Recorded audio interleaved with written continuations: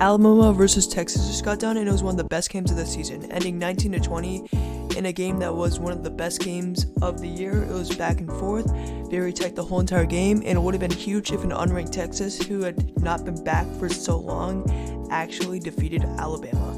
They ended up just short, but I still believe Texas deserves respect, and in this video I will be recapping the game and telling you why I think that Texas deserves to be ranked in the top 10 in next week's polls, and why they deserve your respect, and why they actually are going to live up to their potential this year. And I'm going to be saying my takeaways of the game, and if you like content like this, subscribe, and yeah, let's get into this.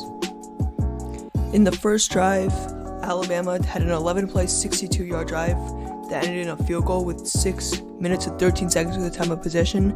Then Texas struck right back and did a 14-play, 72-yard drive for a field goal. And my takeaways from this is that Texas, while they are a bit of a more passing team now with Xavier Worthy, they still got an elite running back, and they know how to balance those things out with an elite running game and a passing game that can take up time of possession. And then after that, Bama did a 17-second drive with a 1-play, 81-yard drive that resulted in a touchdown. And then Texas struck right back with a 6-play, 73-yard drive that resulted in a touchdown. Quinn Ewers was looking real good with a massive pass to Xavier Worthy, and then Quinn Ewers would get hurt, winding up to be one of the key moments in this game. For Texas, offense looked amazing, looked pretty good for the rest of the game, but again, if they had their actual starting quarterback, imagine what else would happen. Then after that, there would be a couple punts for a while that would happen. Texas would miss a field goal, and then at halftime, the score would be 10-10. And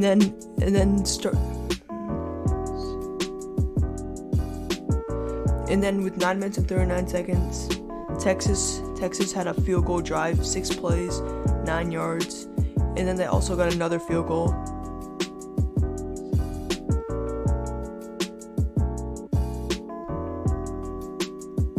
Texas would get a field goal drive, and then Alabama would strike right back with a touchdown to make it 17-13, and then Texas would get another field goal to make it 17-16. This is when it got crazy with Alabama going for it on a 3rd down and short, and it was ruled short by review with an amazing defensive stand.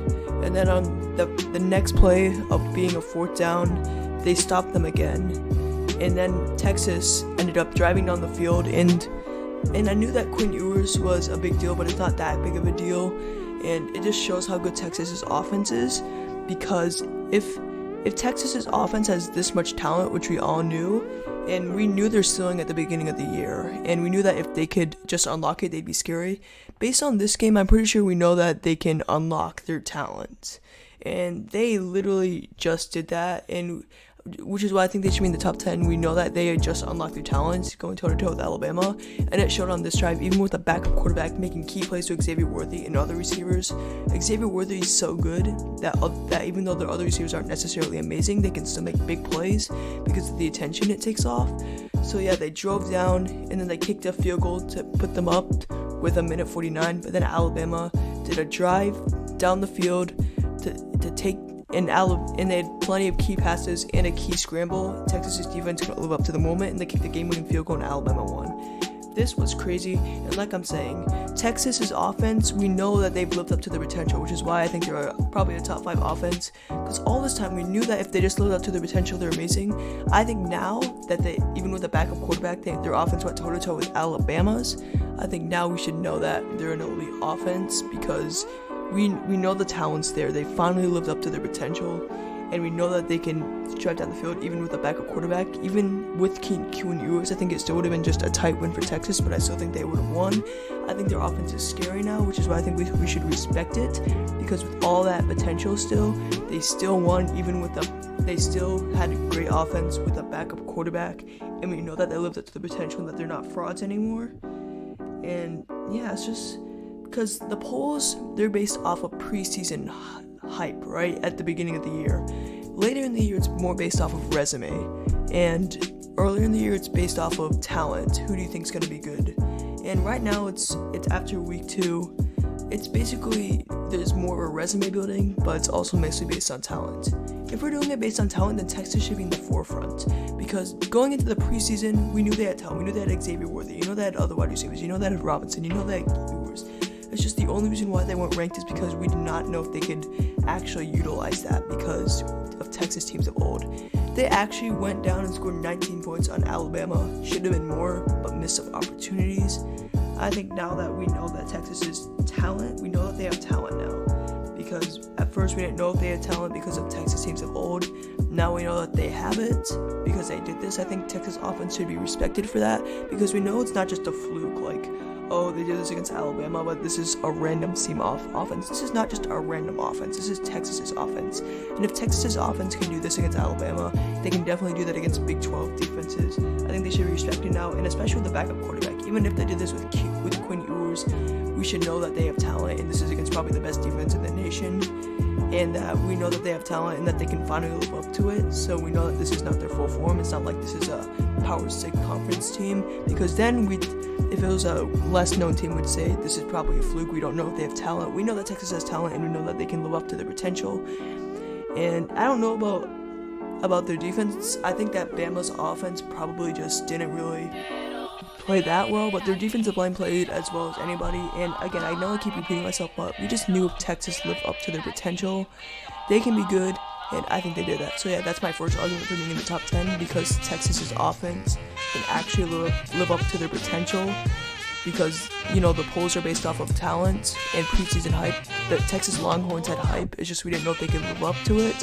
They finally did with Alabama, because I think scoring 19 on Alabama with a backup quarterback is enough to say that your team's talent lived up, and it's not just a random team that randomly scored. No, this is Texas, a super hyped up team that their offense just did solid with the backup quarterback against Alabama.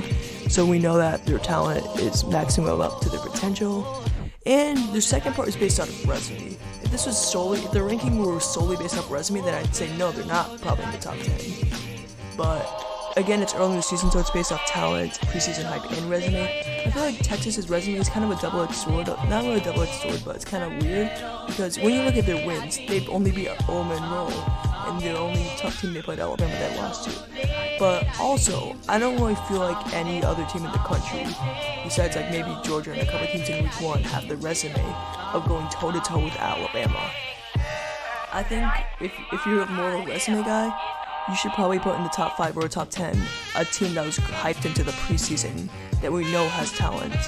And so if you just didn't know if they could live up to it, but showed that against Alabama, the best defense in the country, and only lost by 1 point. I think a resume of beating destroying a cupcake team, being hyped into the preseason, and only losing to Alabama by 1 point is better. Because a team like Michigan, I'm a Michigan fan, they also had hyped into the preseason, but we know they don't have as much potential as Texas. And their resume is like beating Hawaii and beating Colorado State. Texas's is literally beating a Monroe and then going toe-to-toe with Alabama. I feel like in terms of resume, they just went toe-to-toe with the number 1 team, and in terms of preseason hype and talent, they did that. So yeah, those were my takeaways.